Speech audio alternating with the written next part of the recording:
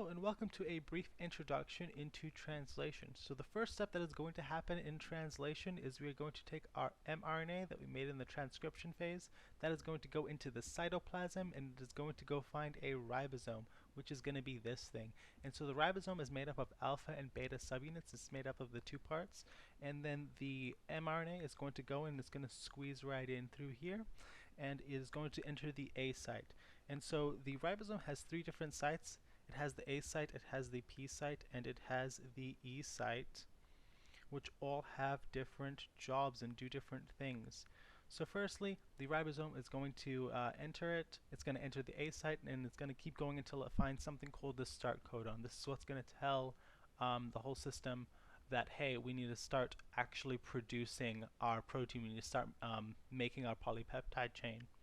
And so once it hits that start codon, we're going to have a tRNA come in, and it is going to bind to that codon. And once again, a codon is a 3 base pair sequence. It's just a 3 base pair sequence that corresponds to a specific amino acid. And so we're going to bind, the codon is going to bind to the anticodon of the tRNA, and it is going to correspond to a specific amino acid.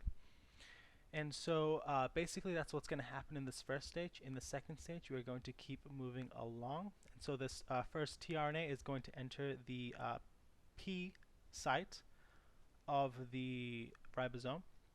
And then what we're going to do is we're going to take another, because an A site is now open, we have a new codon that is open, and so we are going to get a new tRNA to come in and bind to that new A site. And so we have this new tRNA that is bound to this new A site. It has a different codon, so a different anticodon and a different amino acid. And then what we're going to do at this P site is we are going to take the amino acid and we're going to peptide bond. It is the peptide bonding stage. And so we're going to take that, we're going to take this amino acid and we're going to peptide bond it into this first one to start making a chain. We're going to start making our polypeptide chain. And so afterwards, we're going to keep moving along. We're going to keep moving along. Our first tRNA is going to hit the E phase. Our second one is going to go into the P phase. And we now have a new A site that is open. Our A site is open again. Once again, we're going to find a different codon in there. And then we're going to have a complementary tRNA with a complementary anticodon come on in and bind to that A site, and then we're going to have this P site with the second